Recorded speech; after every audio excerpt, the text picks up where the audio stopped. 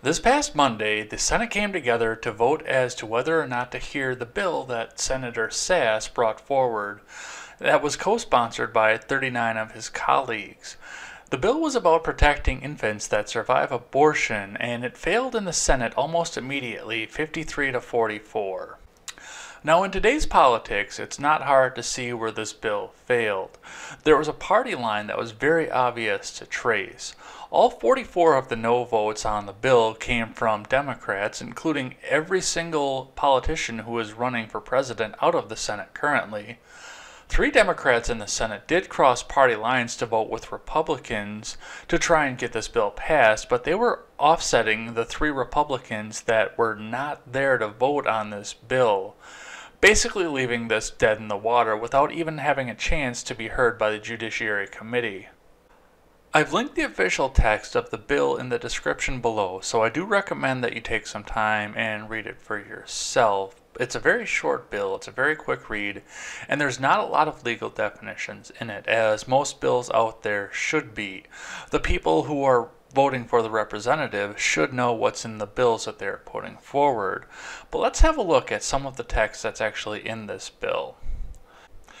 According to the text of this bill, it is an amendment to Title 18 of the United States Code. To quote the bill itself, it is to prohibit a healthcare practitioner from failing to exercise the proper degree of care in the case of a child who survives an abortion or attempted abortion. What this bill does, if we scroll down through it, is it does change some of the definitions and the wording from the previous iteration of Title 18. It lays out definitive ideas as to who can be effective and what it means by an infant who survives an attempted abortion, and it very clearly lays out penalties for any doctor who fails to comply with the laws and the wording of the bill itself. Under the penalties section, it is defined that any provider who fails to comply with the wording of the bill could be fined, but there is no definition as to what the provider could be fined, but there is a definition that the provider could face up to 5 years in prison. Furthermore, this bill provides guidelines as to what should happen in a civil suit that should arise around an abortion attempt that fails, both to protect the mother in the case that the abortion provider does not comply with the wording of the law and breaks the federal law that would have come from the bill, and what should happen to a defendant who should win a suit for the same reasons. After seeing the controversies that we just had come out of states like Virginia and New York, and other states contemplating what their rights are going to be should Roe v. Wade be overturned, now that the Supreme Court is shifting in a direction that may actually be a reality coming forward, it should be no surprise that there are bills like this coming forward to the floor of the chamber of both the House and the Senate. I'm surprised that it took this long for something to come to the floor of the Senate already, but I'm not surprised by the fact that it failed so directly across the partisan lines the way that it did.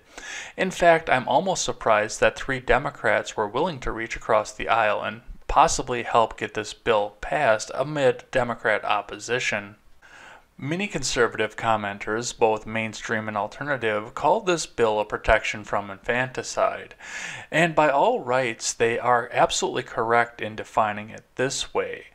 There is abortion, and there's abortion right up to the end of pregnancy, but once you start crossing into the line of a baby that is born, especially a baby with the will to survive an abortion and still be born alive, you are talking about killing of infants, and I don't see any way in this world that that is right or anybody can justify that. Yet people in the mainstream media, such as the New York Times and Elizabeth Warren, found a way to do just that.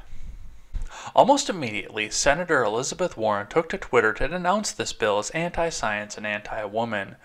She explained that this bill was another block to women's health care from mostly male, white, Republican senators, and this is not what we needed to do in this country.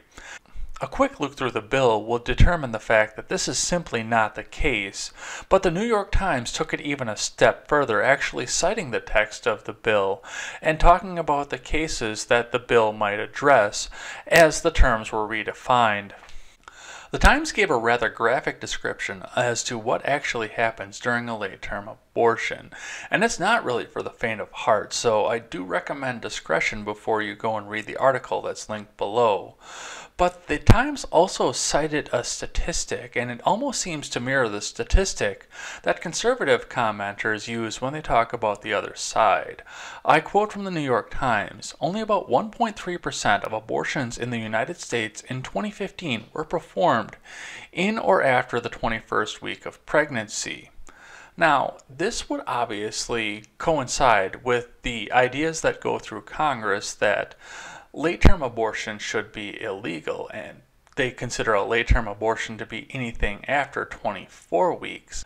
But conservative commenters do love to point out the fact that their counterparts on the left are very eager to protect abortion in the case of rape and incest, a statistic that is almost equal to the stat that the New York Times put forward for abortions that happen in the later terms of pregnancy. It seems that as we go further along throughout this presidency, arguments like this are going to continue to rage on harder than I've ever seen arguments like this rage in my lifetime. Arguments are going to force us to define what our values are, what we deem acceptable, and what we do not. And in all honesty, it is going to polarize us even further than we are already polarized, and it's going to push people further into one camp or the other. A couple of weeks ago, when I discussed the proposal that was currently stalled in the Virginia Congress, I cited the fact that I remain firmly pro-choice. My reasoning remains the same. I still believe that a law from the federal government that would ban abortion outright is a massive federal overreach for a decision that does need to remain in the hands of the states. And states like Virginia and New York are trying to retain their sovereignty in the matter. However, I look at a bill like this and the fact that it could fail in the Senate along almost exact partisan lines, and that starts to push me over into the pro-life camp further and further. I realize the fact when I look at things like this that that line in the sand just keeps moving further and further down the line. First it's early week abortion, and that's something I can remain pro-choice on. Then it's late-term abortion, and I start to wonder where my loyalties lie. But now that we're looking at the idea of killing children who survive outside the womb and who have taken their first breaths, I really can't get behind any of this anymore, and I think we might have to go all the way to the other direction. I'm not ready to officially come out and state that yet, but I'm moving closer to that every time something like this comes up in the news. What do you think about the Senate Born Alive bill, and what do you think about the fact that it failed almost exactly along partisan lines? I always welcome a thoughtful and positive discussion in the comment section below, and especially over on Twitter. That is at EdsBlog Twitter with a 1 in place of the I. Thanks as always for listening to this show and supporting this channel. And remember, never take the words of bloggers, podcasters, or journalists as gospel. Find all the facts and draw your own conclusions. Take care.